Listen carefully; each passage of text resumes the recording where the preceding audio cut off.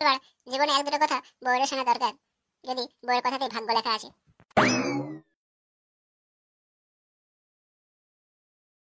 এই কেলা, আমার বউ তো বাড়া এখনো আসলো না। সেই বেড়া কখন বেরিয়েছে কিস্তি আর লোনের ব্যাপারে, নাকি এখনো বাড়ি ফেললো না। বউ কেলা ওই লোন দেওয়া লোকের সাথে পালিয়ে গেল না তো আবার।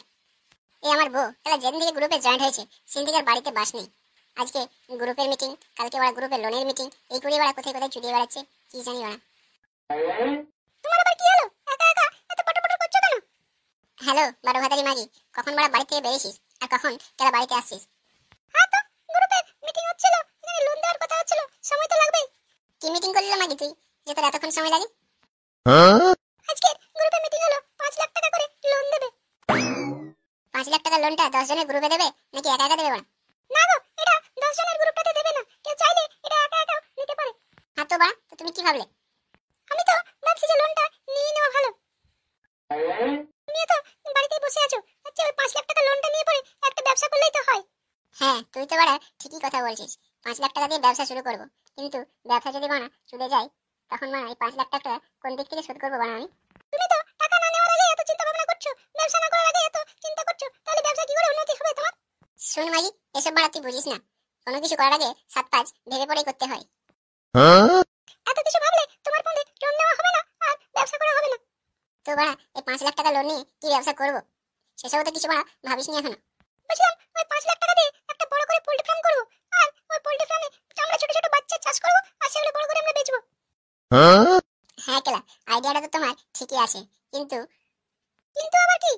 কিন্তুটা হচ্ছে কেলা, মুরগিগুলো তো বড় করব, কিন্তু বেচার আগে যদি ফার্মের মধ্যে বার্ড ফ্লু বড় রোগ চলে আসে তখন তোমার সব মুরগি চলে যাবে। তোমার ফোনে লোন নেওয়া হবে না আর কোনো ব্যবসা করা হবে না, ওই নাচুবিয়ে সোফার মধ্যেই বসে থাকো। আমি 5 লাখ টাকা লোনের চেকটা কিন্তু নিয়ে এসেছি। হ্যালো মাগি, 5 লাখ টাকার চেকটা তো গানের মধ্যে ঢুকিয়ে নিলি, একবার বোঝাবুঝি করেছিলিস মা 5 লাখ টাকাটা করবি কি? এই তো বোঝাবুঝি করে দেখলাম, তোমার কোনো কিছুতেই মন নেই। তুমি করো যে না করো, আমি ওরা একটা কোনো ব্যবসাই করবো ওই 5 লাখ টাকা দিয়ে, তুমি যদি আমার সাথ দেবে তো দাও, নাহলে ওরা অন্য কারোর সাথে শেয়ার হয়ে পড়া ব্যবসা করবো। আচ্ছা বাড়া ঠিক আছে, এত করে যখন বলছিস ঠিক আছে বাড়া, চল একবার ওই 5 লাখ টাকা দিয়ে তোর ব্যবসা করে দেখি। সত্যি তুমি ব্যবসা করবে? চলো তাহলে আমরা ওই পোল্ট্রি ফার্মেরই কাজ শুরু করে দিই। চল বাড়া, জীবনে এক দুটো কথা বউয়ের শোনা দরকার, যদি বউয়ের কথাতেই ভাগ্য লেখা আছে। না বাড়া, দুইদিকে দুটো ফার্ম তৈরি হয়ে গেছে, এরপরে বাচ্চা জন্মা। বোকাচোদা, বাচ্চা কি আমি জন্মাবো নাকি? এই বাচ্চা আমাকে কিনে নিয়ে আসতে হবে। যাক বাড়া, বাচ্চা আবার কিনে আনতে হবে নাকি? আমি তো ভাবলাম তুমি বাড়া ডিম নিয়ে এসে ডিম থেকে ওঠাবে।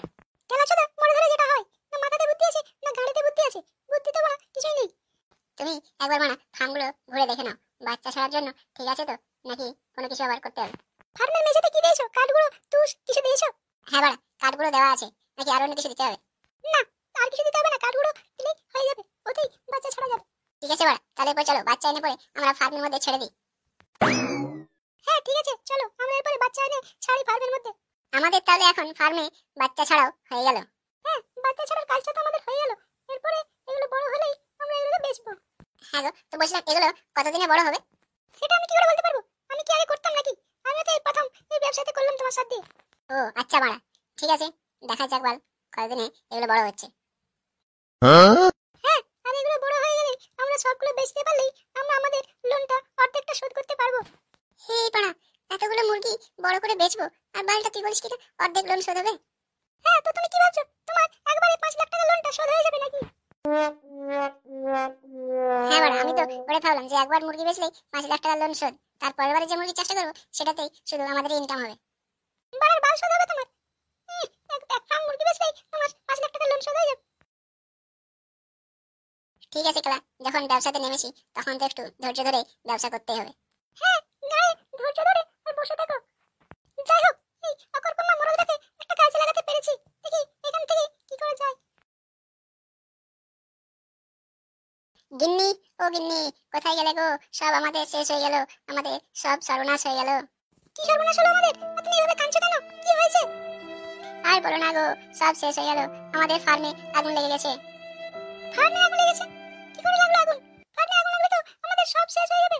হায় ভগবান, হায় হায় হায় হায় হায়, কি সর্বনাশটা হলো গো আমাদের।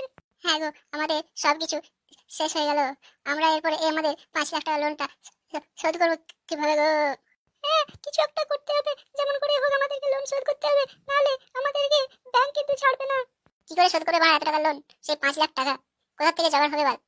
তোমাকে কেলা আমি আগেই বলেছিলাম যে এত টাকা নিয়ে ব্যবসাতে নেওয়া ঠিক না, আর এইসব ব্যবসাতে ভরসা নেই।